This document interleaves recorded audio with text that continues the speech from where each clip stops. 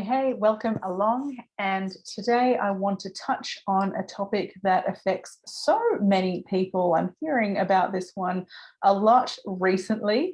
And so I wanted to address it here. It's about overwhelm from the world's pain.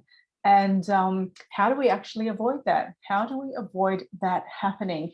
And this is an important conversation if you have had a spiritually transformative experience or you are on a path of spiritual awakening, because, of course, what happens on that journey is that often, doesn't happen to everyone, but often what can happen is it's like your sensitivities open, right? You become more sensitive to the world. That can happen through your emotions, for example. It can happen through the physical sensitivities.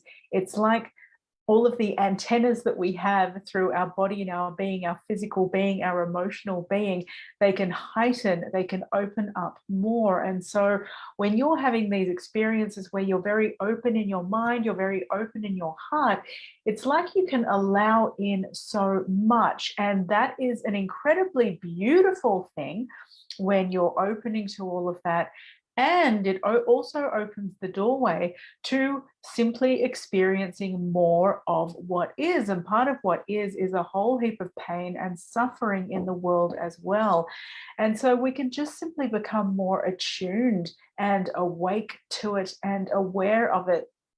And so many things can happen now once we become aware of the pain in the world. This is an uncomfortable position to sit in because you might feel like you now have greater empathy and greater openness, but at the same time you feel helpless about what can you do. Yes, I'm more aware of these issues. Yes, I'm aware of these people suffering. Yes, I actually feel it in my bones. It makes me cry. It gives me emotion, and yet I feel powerless to make anything happen. And so then what can go on is a wanting to switch off from that. And so now we enter this very tricky, icky territory of becoming an empathic person, of growing your heart, opening your mind more, allowing more in, being touched, being moved deeply on the deepest level, being moved and touched on the deepest level of our humanity, because it touches us at our core, and yet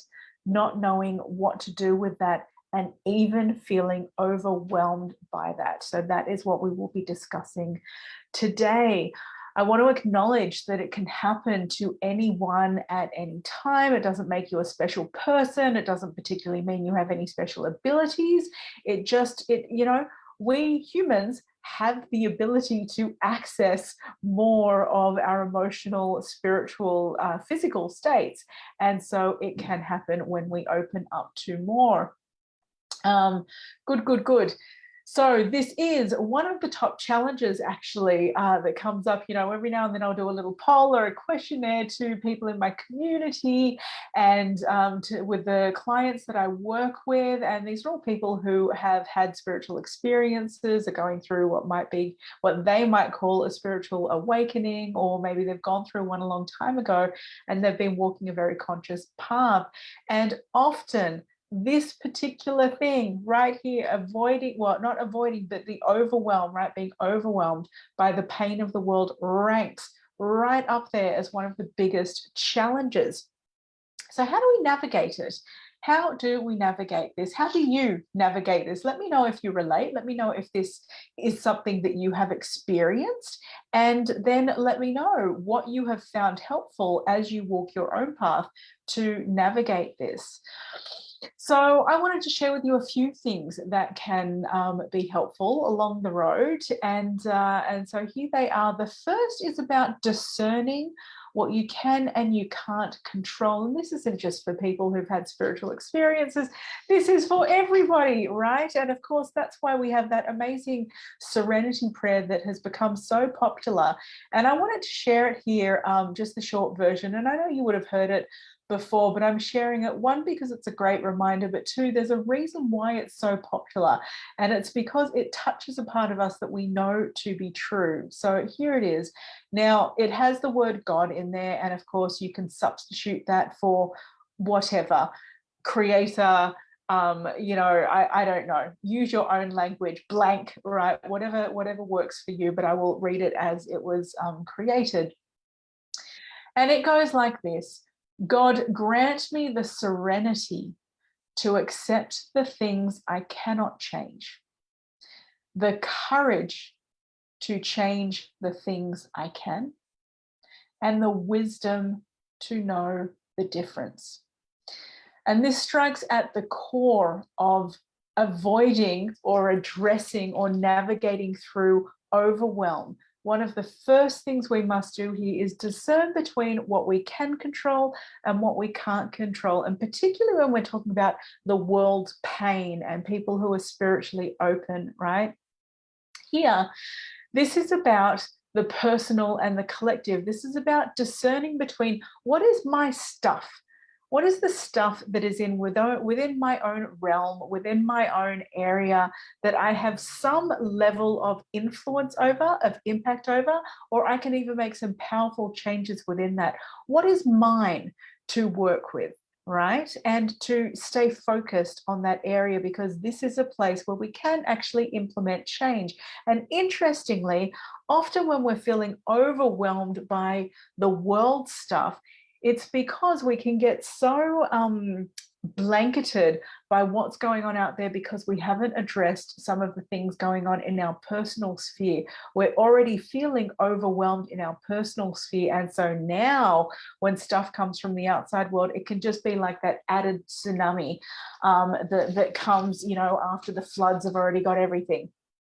So discerning now between the personal and the collective stuff, there will always be things beyond our control that are painful to learn about, that disturb us in our soul, that disrupt, the deepest level of our heart and being. There will always be something in the world that we don't want to be happening, that we would not like to be happening. And until we form some kind of a heaven on earth or a utopia, if that's even possible, I know that there are some people out there who believe that that is. Until that day comes, there will always be something out there that can be disturbing to the soul. And there are things in the collective, right? There are core things that go on this planet that we as an individual cannot have. We can't have agency into. We cannot change those things that are going on. So understanding the difference between those and the personal stuff is one of the first layers there to kind of get through that overwhelm, right? Next, this one's really important: tuning in without tuning out. So tuning in here, I'm talking about how do we remain open? Yeah. How do we stay with that beautiful openness that is created through our experiences without switching off from the pain? Yeah, the navigating this part can be really, really challenging, because the temptation here is, if we're starting to feel overwhelmed by the collective pain, by our personal pain, just by personal stuff in the world, just by stuff that is going on in the world, right? The pain. What we can do, especially if you have had spiritual experiences that were beautiful, blissful, heaven-like, you've been to realms that were just the most incredible thing ever, then what can happen here is that we want to completely tune out from the pain and ignore the pain that's going on, and get our horse blinker lights on and only focus on the love and the light. There is a danger in doing this. So this is spiritual bypassing, where we are doing that at the peril and at the cost of understanding that there are deeper, darker layers that are also present that need to be addressed and worked through. So I'm not saying don't focus on things that are light and love filled. That is, a beautiful path to walk if that is so, but do not do so at the cost. There is a price if you do so whilst ignoring all of the other pieces and denying the existence of these other parts that are there in the world that need to be addressed. And so remaining open means understanding that these things are still there, being eyes wide open to the pain, to the suffering that other people are going through, that you are going through in your own life, being very real about it. Yeah, being open to it, being real about it, acknowledging that it is present. But what can we do about that then? Because now we can become stuck, right? Okay, so there it is, but then what? And so this is where the movement comes into it. This is where you can start to take small but concrete actions towards channeling that energy productively into ways that can shift or address that situation that is going on. And again, remember, we're talking about things that you can control and have some influence over, not the stuff that you can't, right? So you are within your own zone of influence here. Within that own zone of influence that you are eyes wide open to, how can you take some strategic, healthful action, healthful and helpful action for your own life in a direction that addresses it and shifts the energy in a way where it moves out of overwhelm and into something that is more workable for you. And finally, the piece I wanted to address was the power of intentional pruning and cleansing. Again, we are in this information saturated world, right? And again, if you're spiritually open, you might be getting information not just from the outside world, but through, ways that people can't see as well. And that in itself can be totally overwhelming, just a saturation of information from the visible and the non-visible, from the auditory, from the, your auditory world, right? So your clairs have opened up, your clairsentience, your clairvoyance, right? All of these other areas of sensitivity have opened. And if you're getting in a whole heap of information from that, that too is overwhelming, right? In addition to functioning in the day-to-day, which already is overwhelmed and saturated by information as well. So what is the power of intentional pruning and cleansing? Well, exactly what it says, to be very intentional about the things that you can strip out of your life. Are there things that you can prune? You don't have to get rid of them, right? But you think about autumn and the leaves. And there are things, and in the Northern Hemisphere, you're going into spring now where the growth comes back again, but the growth comes back in the wonderful plants that are healthy, because those plants that are coming back healthful have pruned in the autumn time. And those of us in the Southern Hemisphere, we are now going through the pruning phase. So what is it that can be intentionally pruned? Is it things like, how much social media time you spend? Is it things like the television, right? And mainstream media? If you need to switch it off, switch it off. I don't remember the last time I turned a television on, right? Take certain influences out of your life if they are not helpful to you. And again, those go into the realm of the things that we cannot control because they are wider and bigger than us. So intentional pruning, even things in your inbox, for example. Are there things that you can unsubscribe from? If so, do it. Unsubscribe, get rid of them so that you are not bombarded by more and more, right? People are always getting us to sign up for things. I'll ask you to sign up for things. And of course, please do if you want to get more information from me. But if you don't and we're done, then unsubscribe as well, right? Shift that out, because it is a wonderful thing to know, to not be overwhelmed by so much information, but to know and be selective about the information that you are wanting at any particular point in time to inch you further towards wherever it is you want to be, or to remain in your zone of, best health, soundfulness, optimum well-being.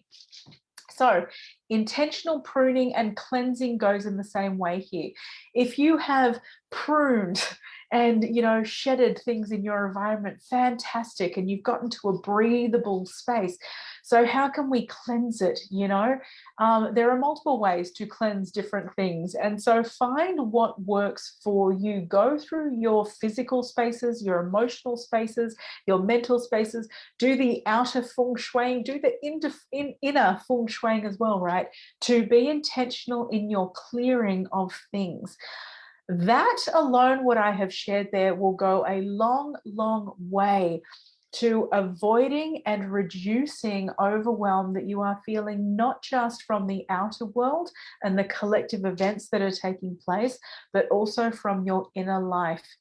Get clear, get simple. If it's still complicated, get rid of more, prune more, cleanse more, right? We don't need much. We don't need much to live wholesome, healthy, full, purposeful lives. This modern world will tell us we need a whole heap of things, but we don't need much. And ultimately, the more we can peel away, the more we can remain close to and live from the core essence, the core energy, the core power that is within every single one of us. Be well, much love. Let me know how this lands.